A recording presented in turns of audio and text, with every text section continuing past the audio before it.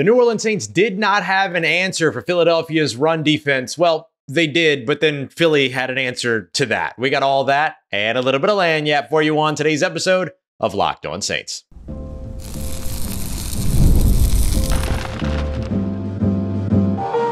You are Locked On Saints, your daily New Orleans Saints podcast. Part of the Locked On Podcast Network, your team every day. What is good, Who Dat Nation and Who Dat family? I am your host, your friend, Ross Jackson, New Orleans native, your New Orleans Saints expert and credentialed member of the media covering those New Orleans Saints as the Saints beat writer over at LouisianaSports.net and Saints analyst with WWL TV. And on today's episode of Locked On Saints, we're going to take a look at how the New Orleans Saints should prepare to adjust moving forward after dropping this game against the Philadelphia Eagles. We're going to focus mostly on the offensive side of the football today because it's kind of where the biggest story is for this team. We're also going to dive into why play calling was not the issue in this matchup and in this loss against the Eagles. And we're going to kick everything off with how it is that the Eagles limited the New Orleans Saints run game and why the New Orleans Saints struggled to respond. We got all that coming up for you on today's episode as we do our deep dive into Sunday's home loss to the Philadelphia Eagles. We appreciate you very much, as always, for making us your first listen of the day every day and for being an everydayer here on the show, which is a proud part of the Locked On Podcast Network,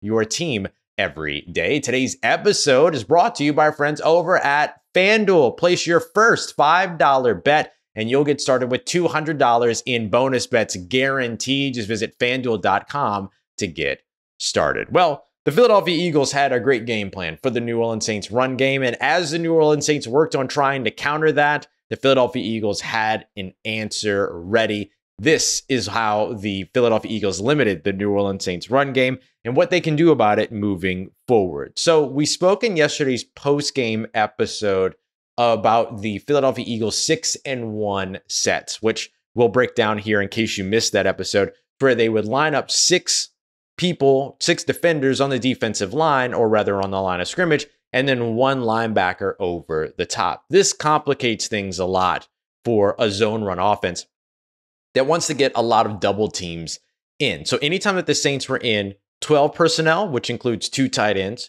21 personnel, which includes 2 running backs, or 22 personnel, which is both 2 running backs and 2 tight ends, Philly would come to the line of scrimmage with this. They would counter with this 6-down line type of approach, the 6-1 approach.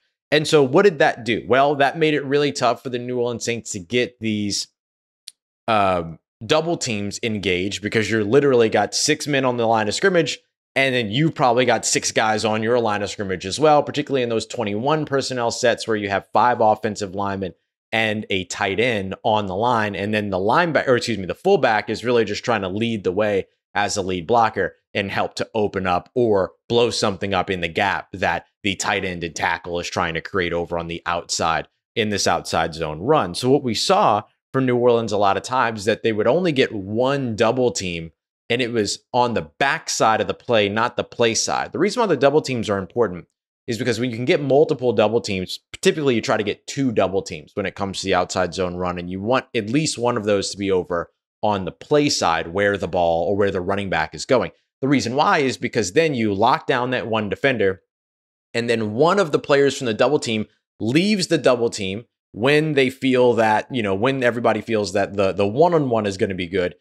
2 players then leave from the double teams, from the pair of double teams, and then get up to the second level. That's how you create yards before contact because you're driving and pushing everybody upfield. The Saints did not do that effectively against this 6-1 front. And one of the big reasons why is because when New Orleans had 6 on the offensive line and 6 on the defensive line, that's a one-on-one situation.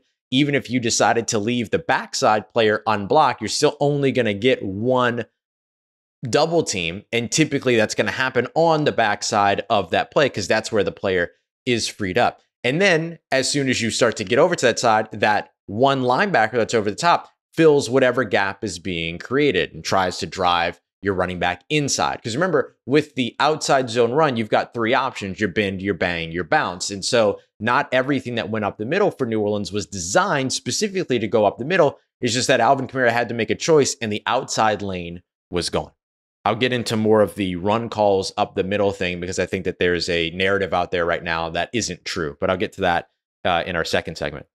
The other thing so what New Orleans could do in order to counter this 6-1 sort of look is, well, if you're not going to be able to block it, right, which the Saints did not have a good time blocking that front, then you lighten your look to force Philly's defense to go lighter. So we would see the Saints come out in kind of 11 personnel. And that means that 3 wide receiver set. And so when they would do that, then all of a sudden you've got 6 on your offensive line. Philly will march up their typical 5. And then in the numbers game, you're winning there. But then you have the 2 overhang linebackers, the 2 linebackers over the middle or linebacker and slot corner, depending upon how you want to look at it. And then you just simply have to win your blocks on the offensive line, which is the other place where New Orleans struggled. And one of the big reasons why they struggled was because of motion at the line by Philly. So when they would get into these sort of 11 personnel lighter situations, you would see things like stunts, twist, and then what are called stems, which is when you see a defensive line shift just before a snap. That ended up making it really, really hard for the New Orleans Saints to get to their assignments, right? To be able to get to those blocks, be able to create those double teams that they want. A lot of guys kind of running into one another, things like that are brought upon by the picks and the twists and stuff. And so that makes it really, really tough. And by the way, when we're talking about picks and twists, what we're really talking about is like a defensive end that crashes to the inside and then a defensive tackle that wraps around to get to the outside. So they basically just switch places, basically. Think about them running in like an X formation, if you will. That's a basic version of a switch and twist. So those are the things that ended up, as the New Orleans Saints tried to counter, Philly countered back by deploying some of those moves. And for New Orleans, who also did not have their anchor and their starting center, Erik McCoy, who does a lot of those checks, with them not having him, that ended up having a big impact for them. And because it's the New Orleans Saints and they refuse to have just a straight up backup center, they end up in a situation where not only did they lose the guy that's phenomenal at helping to detect and diagnose all those things, but then you moved your other offensive lineman, Lucas Patrick, who's been your second best offensive lineman all season so far, moved him out of position, which only created greater detriment along the New Orleans Saints offensive line.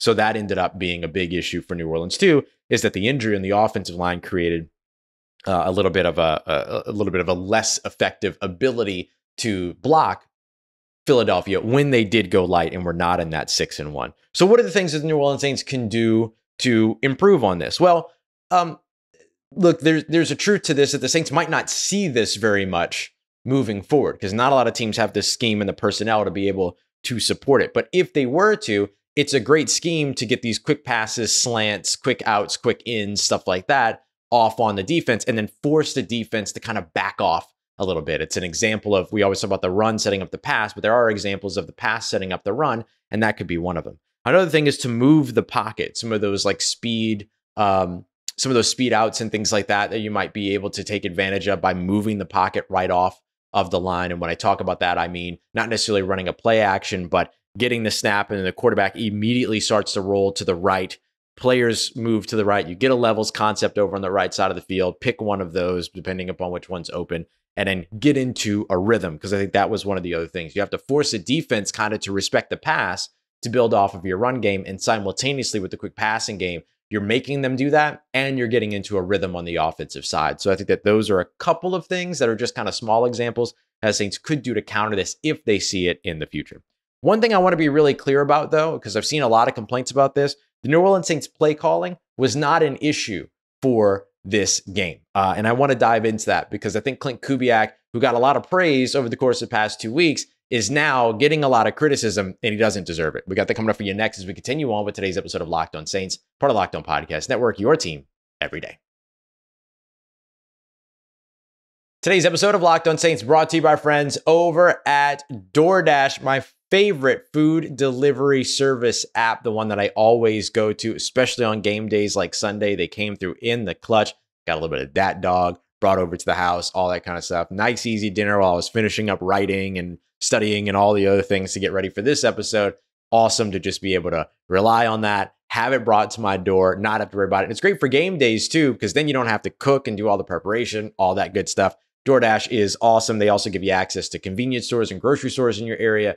Just can't speak highly enough for DoorDash. I use it multiple times a week. So go and check them out today and use the promo code LOCKEDFALL24 to get 50% off up to a $10 value when you spend $15 or more on your first order. Limited time offer, terms apply, and promo is not valid for orders containing alcohol. DoorDash, your door to game day greatness, your door to more. Download the DoorDash app now to order your game day favorites. Must be 21 or older to order alcohol. Drink responsibly, and alcohol available only in select markets. All right, family. The New Orleans Saints struggled with a lot of things over the course of their loss against the Philadelphia Eagles, but play calling is one that I think is being criticized when it wasn't really that much of an issue. We appreciate you very much, as always, for being here. Look, I get it. Offensive coordinator Klint Kubiak got a ton of shine over the course of the first 2 weeks. When that happens, when your team is winning, and then the team loses, I understand the impetus to turn around and give him a lot of flack because you were giving him a lot of credit, but it's not always the case. I think it's better to understand the game in sort of a holistic nature as opposed to an individualistic nature. And there's no reason to look at Klint Kubiak as the sole individual that somehow did something poorly during this game. Let me break down some of the complaints that I've heard about Klint Kubiak and some of the realities in terms of what the New Orleans Saints actually did. One of the big ones that I've seen, and I still see it, I went to Twitter and I posted a photo of the 6-1 formation that the Eagles deployed. If you want to see that, you can find it at Ross Jackson Nola. And I saw a lot of people say, I don't understand how you see this and keep running up the middle, running halfback dive the whole game, all those other things. The Saints only ran 5 plays that ended up, in terms of run point of attack, being the A or the B gap. Now, there were some runs that were forced into the middle, but only 5 of these plays were designed to go up the middle. We have to remember that when it comes to the outside zone, you have 3 options as a running back. You can bounce to the outside, you can bend it back, or you can bang up the middle. And in some cases, bending it back is not going to be an option in most cases. But in some cases, when that outside area where you're trying to get outside the tackle, between the tackle and the tight end, for instance, is taken away, you've just got to find your next lane. And that next lane is the one right up the middle. And so the Philadelphia Eagles did a very good job forcing the Saints to run inside when they didn't call the play to run inside. The play was designed to go to the outside, but you have to bail if those options aren't there. So it's not anybody making a bad decision. It's not Alvin Kamara not running what he's supposed to be running or anything like that. It's just simply that that's your next option. When your original option is taken away, you have to have another sort of contingency plan. And banging up the middle is one of those contingency plans. And so that's what it was that you saw a lot of in terms of the middle of the field runs by New Orleans. They came that way because they called to run outside, but Philly just simply took the option away. There were only 5 plays that were actually called that were designed in terms of a run point of attack between either A gaps or either B gaps. And when we talk about A gaps, we talk about the gap between center and guard, B gaps between guard and tackle. And then what the Saints are trying to do is get outside of the tackle. So again, very good defense by Philadelphia. I saw somebody say that the Saints didn't run any motion in this game. 72% of their snaps had motion. I don't know what to tell you. This is the reality of the numbers, right? 72% of their 55 offensive snaps had motion in this game. So they continued to lean on it. Was it as effective? Probably not, because of the fact that the Saints' run game was so limited. It impacted some of the effectiveness of motion. The Saints are not going to turn around and run a jet sweep when they're struggling to get their run game going. And so when you have a jet sweep motion, it's a little bit less impactful, right? Or at least you're less likely to run a jet sweep in this situation. The Saints utilizing motion in their passing game, all of that was absolutely still there. Here's where the Saints didn't match what they typically do. Only 28.5% of Derek Carr's dropbacks in this game included play action. That's down from 42 let's just say over 42%. I don't remember the number exactly. Just over 42% over the course of the first 2 games combined. So that's a drop of about 14%, let's say. So the reason why that happens is because you didn't have a run game in the first place. And so now you see sort of the difference between having a run game and then not having a run game going for you. So Derek Carr did not get the play action opportunities because the offensive line was struggling and wasn't really doing a good job holding up in play action situations where you're waiting for things to develop.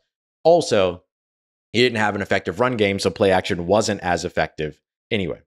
Saw some complaints about the tight ends not being utilized. Well, that's what happens when you get an injury in your offensive line, unfortunately. So this is similar to what we saw last year.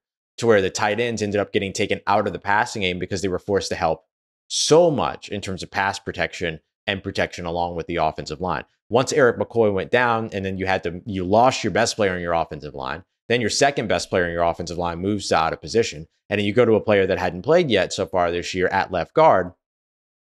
That becomes really challenging. And I don't know if Lucas Patrick takes any center snaps during practice. We don't get to see snaps during practice. We see like individual drills and stretch and stuff like that. But I would be surprised if Lucas Patrick was taking many snaps at center over the course of practice and thereby limiting the amount of snaps that you get with Erik McCoy in practice. That just doesn't seem realistic to me.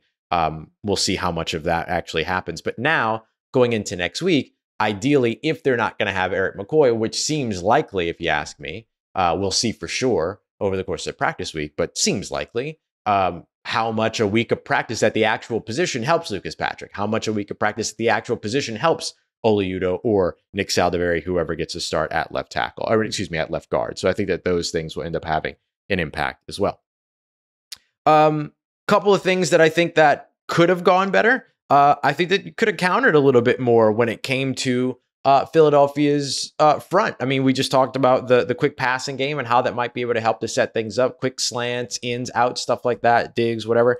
All those types of things to kind of counteract the Philadelphia defense could have gone a really long way for New Orleans, but we just didn't see them change to that. We didn't see them do that. Or if they did, then there was too much pressure and you weren't able to get the ball out quickly. But that's why you want the quick passing game as well. Now, I will say that there was more open that wasn't able to be taken advantage of because of the pressure given up front by the New Orleans Saints offensive line. So some of the play calls were really solid. You saw the play call against them on the 13-yard touchdown to Chris Olave, a great play call in that situation. The double slant on the left side, which keeps the outside corners low. You get Chris Olave on the corner route. He comes out, he pushes inside, gets Chauncey Gardner-Johnson, who's way too aggressive, to flip his hips to the inside, and then he just breaks to the outside, and it's an easy throw and catch. Derek Carr put it exactly where he's coached to place it. Chris Olave went exactly where he's coached to expect it. Boom. You know what I mean? So all of that ended up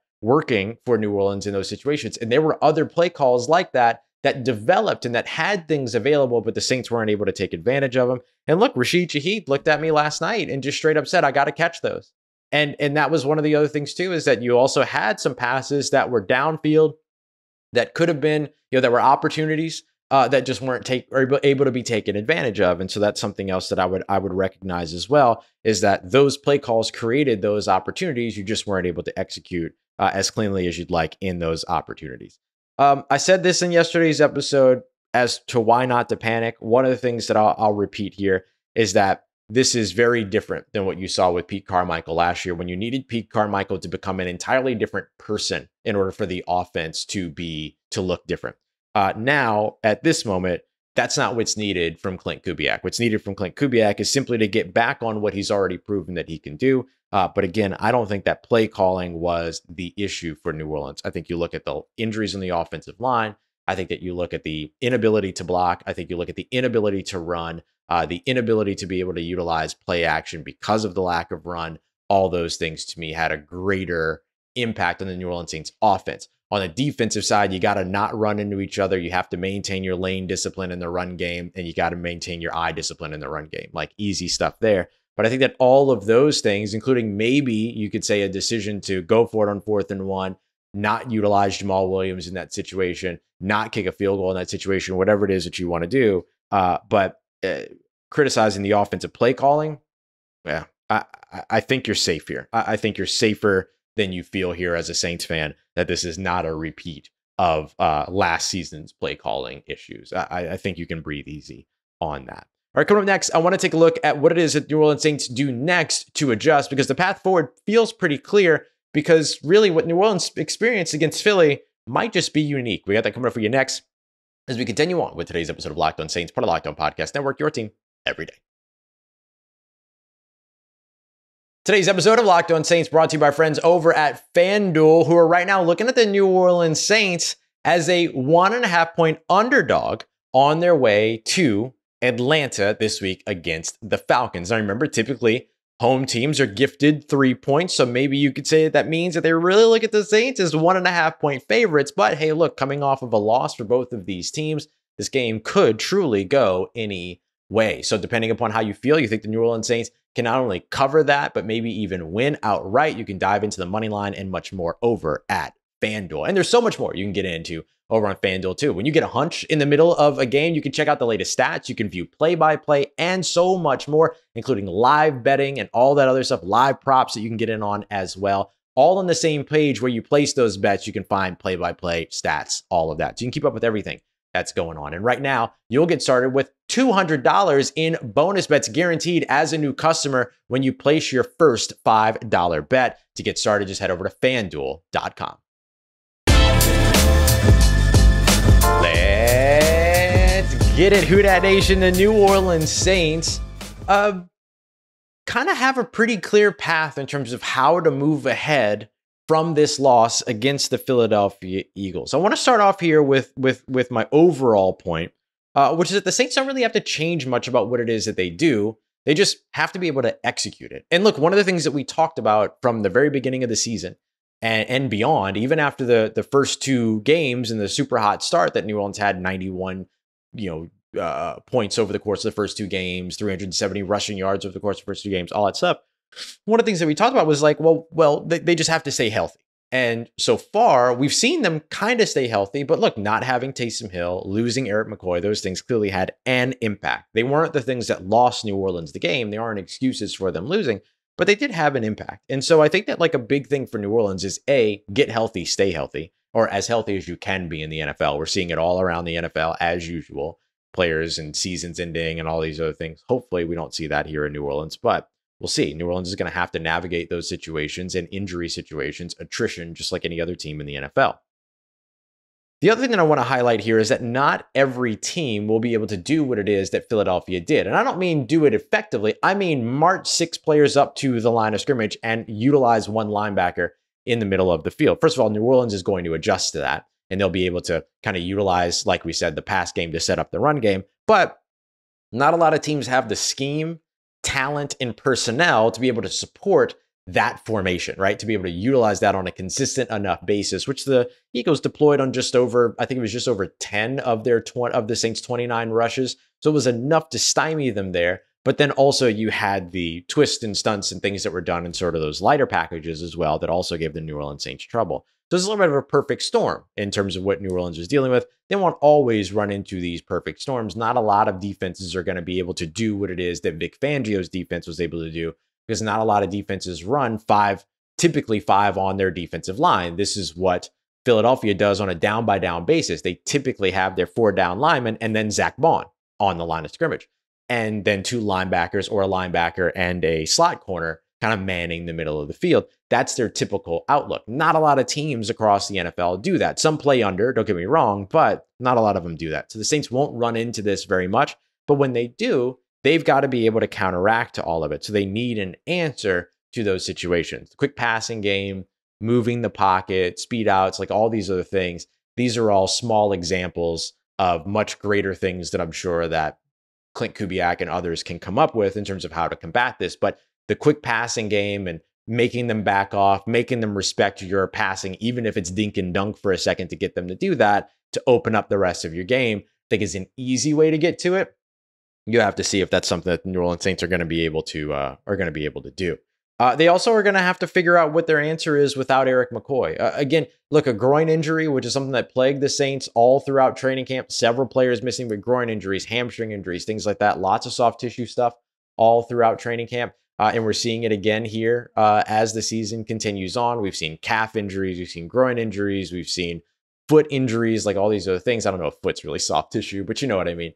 And then we saw, Demario Davis leave a little early at the end of the game with hamstring/groin tightness. Erik McCoy leaving with that groin injury. We'll see what happened with Cesar Ruiz, who will have to be on the injury report, whether he's full or limited or whatever, come Wednesday, just because of the fact that he went down with that injury on Sunday. The NFL rules have made it so that they now have to report no matter what. So we'll see where things go with that. But I think that the Saints are going to have an answer to Erik McCoy, because it's expected, or at least I expect, that he's going to miss some time. I mean, that just makes sense, right? These soft tissue injuries, everything like that. Like I can see the Saints play it safe with him, especially early on here in the season. And based on what they did with Marshawn Lattimore week 2, Taysom Hill week 3, which made sense. The dude was coming off of a bruised lung. No reason to rush that back. But then, of course, they could do the same thing with Erik McCoy week 4. So we'll see. Here's what I will say about Erik McCoy. It's going to be real hard to keep him off the field. Like desire-wise, wanting to be out there, all that. So I would be equally unsurprised to see Erik McCoy not miss a game. But I think it might be best for him to do so and the Saints to figure out how to sort of plan without him, because they're going to have to be ready to figure that out. They can't be like, the San Francisco 49ers where they don't have Trent Williams and all of a sudden, like, they can't win games. Used to be the case for the Philadelphia Eagles and Lane Johnson as well. When they didn't have Lane Johnson, they didn't used to win games. So you have to keep yourself from being that team to where one piece ends up having this big impact for you. You're looking for them to develop a bit of that quick passing game to be able to fall back on. I don't know if that means adding wide receiver talent. I know there's a new call now again and a resurgence of the call for Hunter Renfrow for the Saints to pursue Hunter Renfrow. Certainly could be an option. Give you somebody that can fight and win over the middle and all those other things to kind of help your middle of the field, quick passing attack. All that's got value. Derek Carr, not very successful over the middle of the field in this one, or really not Derek Carr, but the Saints not very successful in the passing game over the middle of the field in this one. Maybe finding somebody that can help you there can absolutely do that. But otherwise, getting Chris Olave into those, short and intermediate situations where he's running those slant routes and things like that, maybe even an A.T. Perry that can help you there, like figuring out how it is that New Orleans can maybe bolster a bit of that quick passing game, just to force defenses to back off. It doesn't have to be, a full part of their identity that's there all through and pervasive all throughout the game, but just something that makes you respect the fact that New Orleans could say, okay, you're going to put 6 on the line, you're going to stack the box with 8, like whatever it is. Cool. We'll dink and dunk towards the outside, force you to back off, and then, run it up the gut or run, get your run game going, whatever it might be. So I would say that those would be the other things that you want to see New Orleans get better at. And then, running out of 11 personnel. The Saints typically going into this game had done it very well. Even after this game, they had 23 rushes and then 5.3 yards per carry and a touchdown against Dallas when it came to running an 11 personnel. The reason why I mentioned running an 11 personnel is that it forces you to have a lighter defense, right? You march 3 wide receivers out there. Typically, they're going to personnel match and have a 5th defensive back out there. But when you're facing a team like Philadelphia, they're still putting 5 on the defensive line, no matter what, typically. And so when you've got 5 versus 5 on your offensive line, or 5 versus 6 when you include the tight end, and then you're going over to the play side, you're still leaving 1 unblocked on the backside, and you can get those double teams, more of those double teams over on the play side. So there are things that New Orleans can do with utilizing 11 personnel and being more comfortable running out of there. They just have to be able to execute. I don't think that the Saints have an inability to do it. We just said 5.3 yards per carry, even after the Philadelphia Eagles, or the game against the Philadelphia Eagles, rushing out of 11 personnel, 3 wide receiver sets. But they just have to be able to do it more effectively with injuries on their offensive line, right? Like they have to be able to overcome that. So I think that becomes the other thing that you could see New Orleans really start to lean in on, is not only running out of 12, not only running out of those 2 tight end sets, those 2 running back sets, but also getting a little bit more comfortable running out of those 3 wide receiver sets as well. So those are going to be things that we're looking for from the New Orleans Saints in terms of their improvement going from this loss against the Philadelphia Eagles into what they hope will be a win against the Atlanta Falcons this weekend. Appreciate you very much as always. Making Locked On Saints your first listen of the day, every day. Coming back tomorrow, we're going to dive into more of the analytics around this game. I told you about motion and play action and all those other things. We'll dive into all of that even deeper, how effective it was, how effective it all wasn't, all that kind of stuff in tomorrow morning's episode on Tuesday. We appreciate you very much. As always, making us your first listen of the day. For your second listen, go and check out Locked On NFL for all the big stories around the National Football League. Tony and Tyler giving you 2 episodes a day of NFL news over there. So go and check it out over at Locked On NFL, wherever you get your podcasts, part of Locked On Podcast Network, your team every day. Appreciate you as always, making us a part of your day, part of your routine, for saying yes to me on the show. As always, if you see me, please say hi. If you need anything else around your New Orleans Saints in between these episodes, make sure you follow me on your favorite social media at Ross Jackson, NOLA. Hit me up. Let me know how the family's doing, let me know how you living. Let me know how you momming them. And trust Who Dat Nation. I'll holla at you.